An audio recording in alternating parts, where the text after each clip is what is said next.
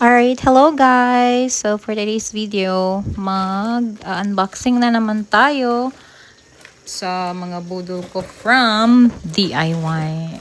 This video is not sponsored ha. Okay, so it's very late na video. So yeah, ngayon lang ako nagkaroon ng time to post. Okay, so yes, let's start with this one. And this is the, reward stamp. So, binili ko to for my two kids. Yung maliliit ko na kids.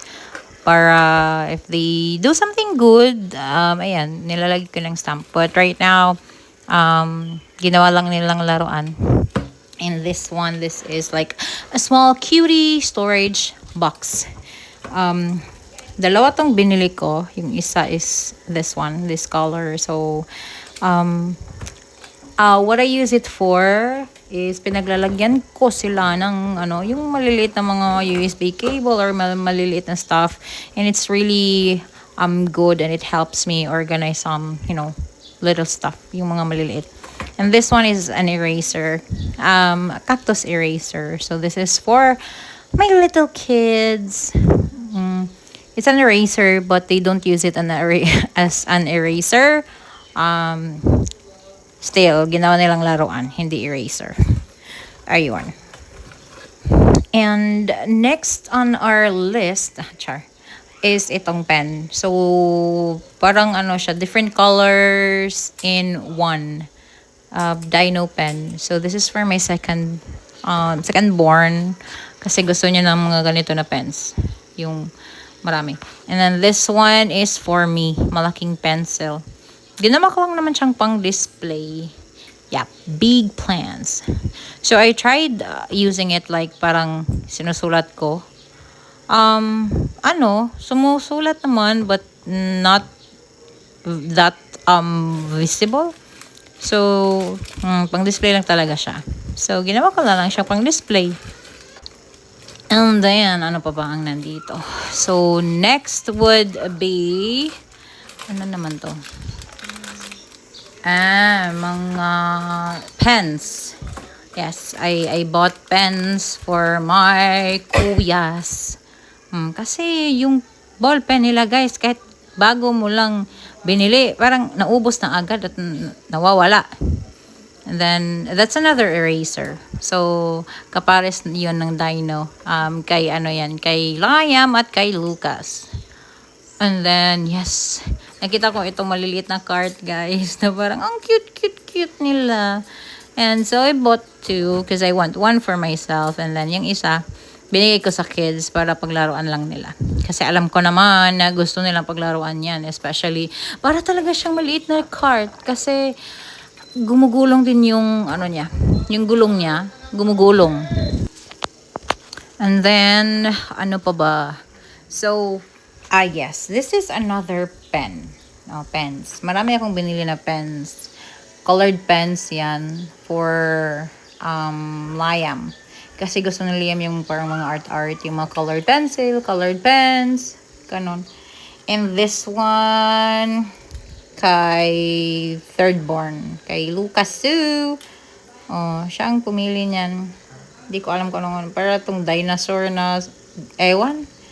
So, it's a toy. Pinili niya doon. Sabi niya gusto niya. So, ayun. In-add to cart namin.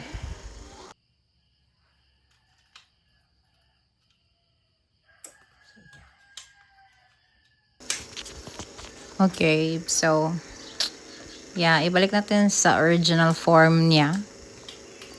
Kasi baka malaman na ginalaw natin yung toy niya. So, ayan. And this part, parang nahirapan ako. Guys, naibalik siya sa dati niyang anyo. Ayan. Kasi, inaano pa eh. Okay, moving on. Next item. So, still colored pens. So, sinabi ko na sa inyo kanina, bumili ako nito na marami ng mga ball pens, colored pencils, because gusto ni Liam yan.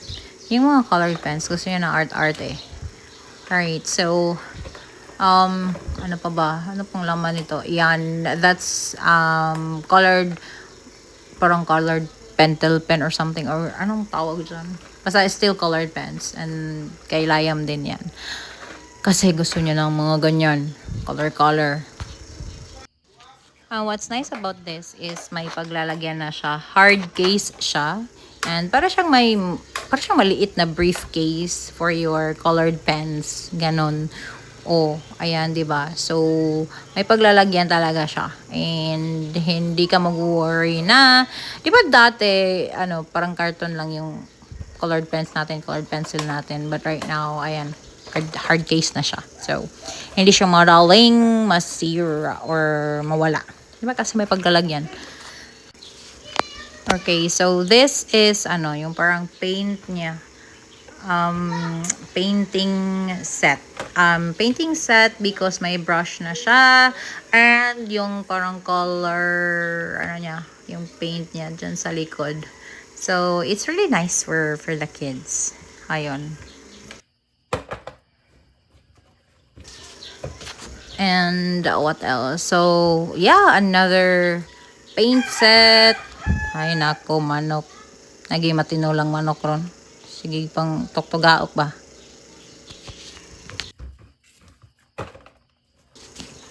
Okay, move on ta. So, this one is a notebook or parang sketchpad siya. Sketchpad for my kuyas. Sabaan ni mo manok ka ay sunggan kay ka kung kano sa ta mag-record ay sakit magsigtok ta patok unta karon. So, yep, I think that's it sa atong Mr. DIY na haul.